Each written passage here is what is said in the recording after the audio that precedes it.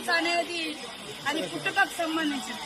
అంటే ఈయనతోటి బీఆర్ఎస్ లో తెలంగాణ వస్తే కొత్త సాంప్రదాయాలు కొత్త విధానాలని చెప్పి వచ్చిన తెల్లారే టీడీపీలో ఉన్నటువంటి వాళ్ళను కాంగ్రెస్ లో ఉన్నటువంటి వాళ్ళను జైన్ చేసుకున్నప్పుడు వాళ్ళు ఏ జైన్స్ అనుకున్నవయ్యా నేను అడుగుతున్నా.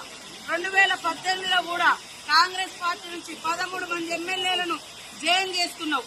ఇవాళ వాళ్ళ పార్టీ నుంచి రాగానే ఇవాళ రకరకాలు మాట్లాడుతున్నారు. ఫస్ట్ నీ పార్టీలో జైన్ చేసుకున్నటువంటి వాళ్లకు ఏ జీన్స్ ఉన్నాయని నువ్వు జైన్ చేసుకున్నావు. నీకు చిత్తశుద్ధి ఉంటే ఇవాళ కోర్టులో పోయి కొట్లాడుతున్నావు కదా, మరి ఆ రోజు వెంటనే తీసుకొని మంత్రులుగా కూడా చేసారు. ఏది నీ నీతి అంటున్నా కేటీఆర్, నీ నీతి నీ రీతి ఏదయ్యా? ఆ రోజు తలసాని శ్రీనివాస్ యాదవ్ ను సవితా ఇంద్రారెడ్డిని తీసుకొని ఎమ్మెల్యేలుగా తీసుకొని అదే గవర్నర్ దగ్గర తీసుకుపోయి అత్యంత నీచంగా హేయంగా నువ్వు మంత్రి పదవులు కూడా ఇచ్చి రాజ్యాంగాన్ని ఉల్లంఘించిన నువ్వు ఇవాళ రాజ్యాంగ ధర్మాసనం కాడికి పోయేటువంటి అర్హత నీకుందా? ఫస్ట్ ఇప్పటికైనా నేను సవాల్ చేస్తున్నా.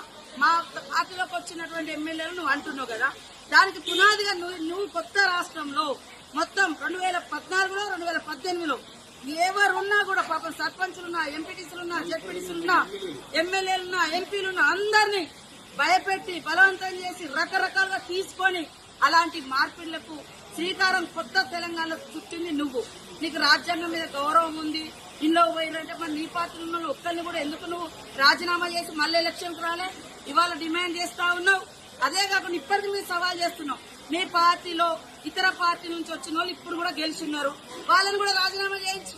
ఆ రోజు మా పార్టీ నుంచి వచ్చిన వాళ్ళు సబితా ఇంద్రారెడ్డి గాని సుధీర్ రెడ్డి గాని లేకుంటే ఇతర టీడీపీ నుంచి వచ్చిన తలసాని శ్రీనివాస్ యాదవ్ గాని మళ్ళా ఇప్పుడు ఎమ్మెల్యేలు ఉన్నారు కదా, ఆ రోజు వాళ్ళు రాజీనామా చేయకుండా మీ పార్టీలకు వచ్చారు కదా, మీ పార్టీలకు ఈ రోజు రాజీనామా చేయించి అప్పుడు మా దాంట్లోకి వచ్చిన వాళ్ళు అడిగితే జనం హర్షిస్తారు. కానీ నీకో నీతి మందికో నీకరణం ఇది ఎవరు కూడా హర్షించరు.